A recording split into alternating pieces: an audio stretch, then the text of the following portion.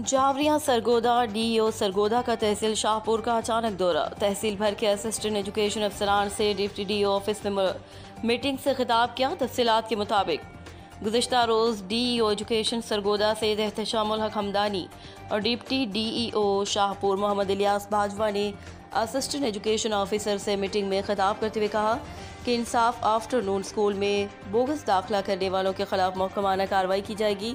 तमाम एईओज रोज़ाना की बुनियाद पर आफ्टरनून स्कूल्स का विजिट करें, फिजिकली बच्चों की हाजिरी चेक करें और बोगस दाखिला करने वाले स्कूल्स की निशानदेही करें ताकि उनके खिलाफ महकमाना कार्रवाई की जाए।